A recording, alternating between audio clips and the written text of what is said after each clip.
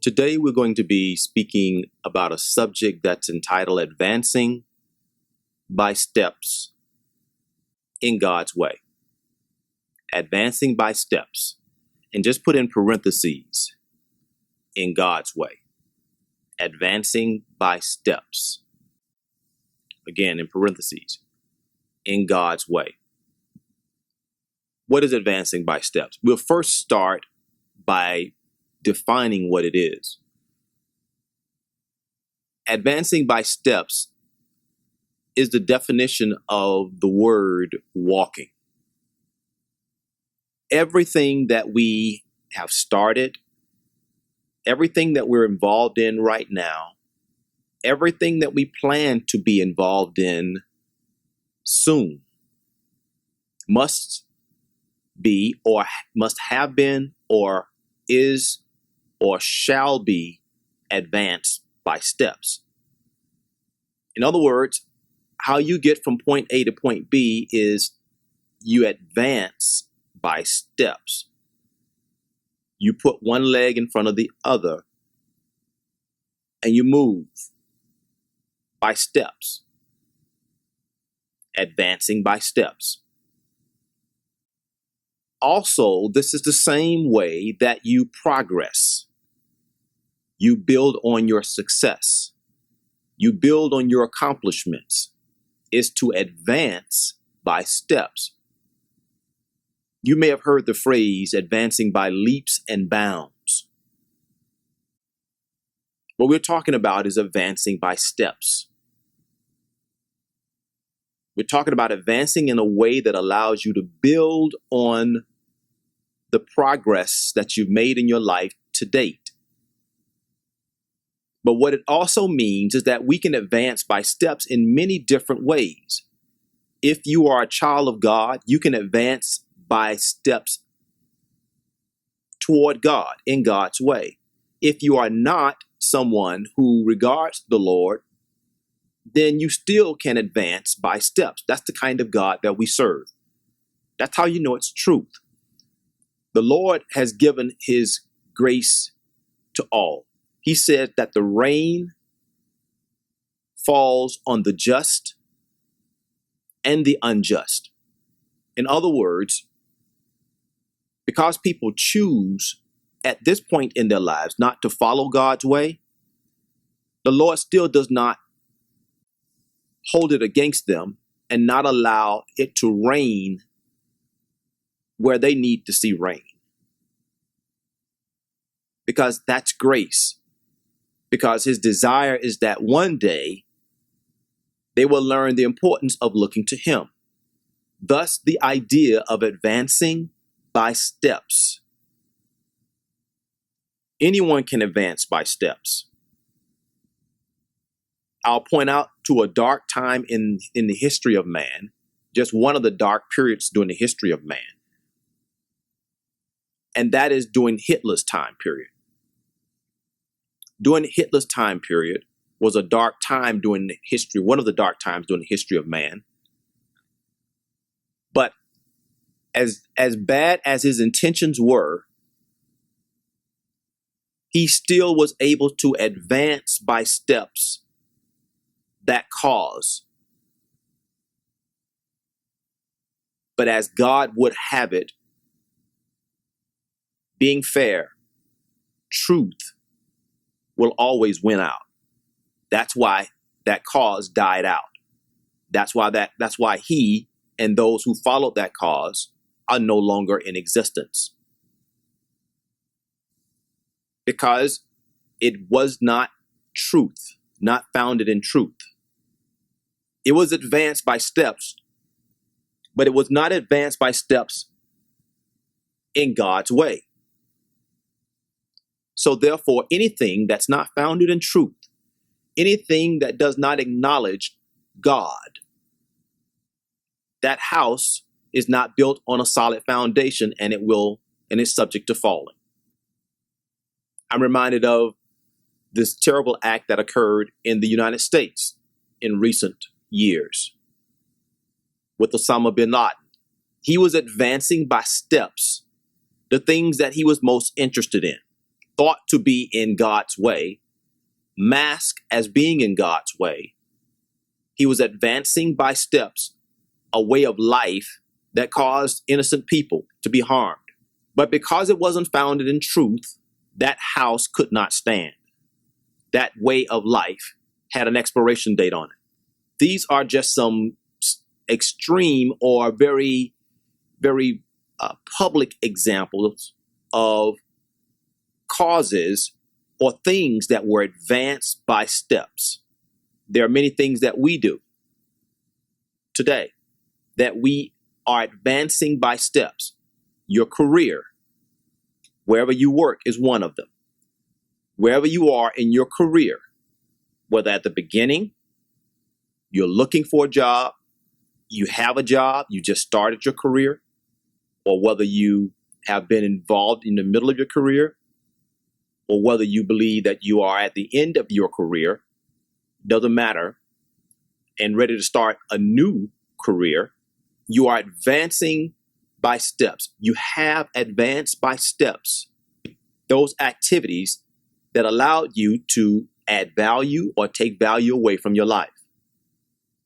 And anyone who is able to say that they retired, they are able to at least look back and say that they advanced by steps their activities in a way that allowed them to add value to themselves and to the company that they were working for at that time.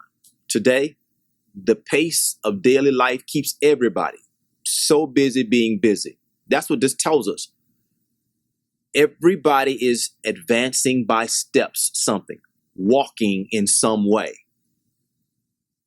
We are constantly plugged into things or tasks that we feel are important for the day. I talked about careers, but the same thing is also true when it comes to kids in school. When they go to school, they are plugged into things for the day. They're plugged into various activities throughout the day. And some of the activities that they're plugged into are activities that they choose to be plugged into. Like, for instance, sometimes kids will go to school and before the bell rings, they'll congregate. They'll have them just kind of in a holding area waiting for the bell to ring for them to go to class. Well, who you choose to sit with, who you choose to talk to, who you choose to hang out with is a choice that you make. What we, in essence, still have is that we plug ourselves into, we connect with those things that we are most interested in. Once we perform it over and over and over again, let's say you sit at a certain table, you perform it over and over and over again, it becomes habit forming. You go to lunch, you sit at a certain table, it becomes habit forming. When this thing happens, what does that suggest then? When you go to lunch, you go to a certain area, a certain room, a certain location, a certain place, or you go in your break, you go to a certain place, a certain lunch, you go, you sit in the classroom, you go to a certain seat or whatever. What does that suggest when you do it routinely? What does it suggest when you do that routinely? Anyone? What does that suggest when you perform something over and over again to people that see us? It becomes our what? Routine. Routine, doesn't it? Yes. It becomes our routine. And when people see you, they see it as how you are what? When people see you following this routine, they see it as your what? As your way of doing things? As your way. I want you to remember that. That's a perfect phrase. As your way of doing things. What's a word that society uses for identifying your way of doing things? What about behavior? What about the word conduct? If you see somebody walking down your street every day, exercising every day, isn't that their behavior? Isn't there that their way of doing things? Hmm? Yes. That's their way of doing things, isn't it? For good or for bad, it's their way of doing things. What if you see somebody always getting handcuffed and put in the back of a police cruiser? Same person. Isn't that also their way of doing things? Yes. So what it says is that conduct, habits, behavior are, whether good or bad, these are things that we are advancing by steps because this is what we consider to be whose way? Our way. It's our way. Nobody made us. We made choices and it became whose way? Our way. Our way. Nobody made you sit in that same spot when you go to on your break. Nobody makes you go to that same room when you go to on your lunch or go to the same place and eat. Nobody made you do that. You chose to do that. So therefore, when you routinely do it, it becomes your behavior, your conduct, your what? Your way. Your way. Exactly. Thus, our second Bible spelling word is the word way. The word way is defined as path. The second definition, which is one we're going to focus on more, is habits of life. You've heard of course of life, how somebody does something during the course of their life. Well, this definition is course or habits of life. Course or habits of life. So what we're going to be focusing on in the study is advancing by steps, specifically in God's way. If we put one foot in front of the other to advance our own interests, if we build on each and every day the things that we're interested in doing, our habits, our conduct, our behavior, our routines, how much of that leads us to do it in God's way? How much of that leads us to give acknowledgement to God's day? And how much of it even honors God? See, advancing by steps can be in our own way, or we can advance by steps in God's way. For God's people, the idea of doing something over and over again can be good or it can be bad. Whatever we're constantly plugged into, whatever task we feel that we're doing during the day can be good or bad for God's people. But it can be critical, both critical and dangerous, especially if we have been raised to not include or acknowledge godly tasks in our day. And that's the key point. If we've not been encouraged to include godly tasks in our day, this can be a very dangerous way of behaving. People are not born to automatically include in their day godly tasks. We learn about God after we arrive here. Some learn about God later in life. I mean, personally learn about God, not just knowing that God is. So if we were raised to not include or acknowledge godly tasks in our day, that is a very risky situation. Go with me to our Bible memory verse out of the book of Job 23. And remember, we were talking about the difference between God's way and our own way. In Job 23, verse 12, the Bible reads as follows: "Neither have I gone back from the commandments of his lips. I have esteemed the words of his mouth more than my necessary food." Our Bible memory verse comes out of the book of Job, chapter 23, verse 12. Here, Job gives a compelling message. And this compelling message that Job gives has to do with his regard for the things of God. It has to do with his respect for God's course of life, God's desired course of life for his people, God's desired habits of life for his people, God's path for his people. Job says, "I've esteemed the words of God, the words of his mouth." That's what we are looking at when we read the words of God. I've esteemed the words of his mouth more than is necessary food. What is Job saying? Job saying, I've made it a priority.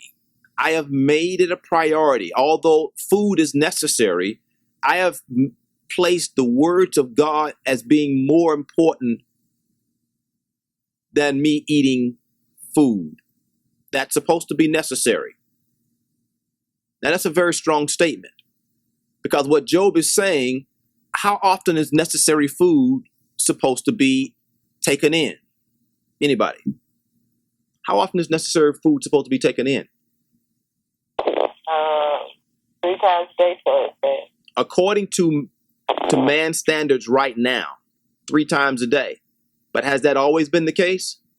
Has it always been 3 times a day since the beginning of time? So what Job is saying, necessary food, the word necessary is critical, because what we describe today as being necessary might not have been the same during that period of time. In all actuality, it probably wasn't the same. The point being is that there is some food that is required, that we must take in order that we might live. But then there is something that's called overindulging as well. Isn't that right? And when someone overindulges, the thought is that they're eating too much. But what Job is saying, although that's a habit, that's a behavior that I have taken on because food is necessary for me to continue to live and exist. He said, I placed the words of God's mouth as being a higher priority to me than the food required for me to live. Now, that's a very powerful statement, which means that he has respect for what God said to do in his word, and he has that respect, and he takes time during the course of his day to make sure that that priority is seen, is understood. What was the one thing that the Bible declares unto us that God was so pleased about with Job? Anybody? Bible scholars? What was the one thing that God was so pleased about with Job? We're not going to go there today, but I just want to make sure you guys connect the dots with this point. For one thing, how and everything, he lost everything. Okay, but what was he pleased? What was God so pleased with Job about? Even before he lost anything, what did God like so much about Job? He fellowshiped with him on a daily basis. He prayed. It was one word that describes what the Lord liked about Job. Was his patience? Close. He feared God. One word. Oh, one word. And you refer to him, and many people today, when they talk about the story of Job, they always refer to the story around that this one word normally comes up. One word that describes it. Faith. Faith. That's what it was about when the enemy was trying to try Job. It was about Job's faith. It was about his faith. The Lord saw Job's faith through what? How Job followed God's way. I'm going to repeat that again. The Lord saw Job's faith by the way he followed God's way, the way he advanced by steps God's way in his life during the course of the day, how he habitually included the word of God or the things associated with the word of God, how he acknowledged God through the tasks that he performed during the course of his day. That was what God saw as Job's faith. That's why you heard me say earlier, it's especially critical and dangerous for God's people if we are raised to not include or acknowledge godly tasks in our day. In other words, if people don't find it necessary to include godly tasks during the course of their day, it's a very dangerous thing. It's a very risky thing. But God was able to see Job's faith in his way, in his words, by the way that Job lived. Well, how did God see with his eyes the way that Job lived. What he saw was Job's habits. He saw Job's behavior, what Job was doing on a daily basis, how Job was conducting himself in different situations, and how Job included godly tasks during the course of his day. That's what God saw from heaven and was pleased with Job about. How Job was advancing by steps the way of God. Oh, praise be to God, from whom all blessings flow. It is our prayer at Clay Family Ministries that your life has been increased with the increase of God through this study. We appreciate and are thankful for your fellowship during this life skills study segment.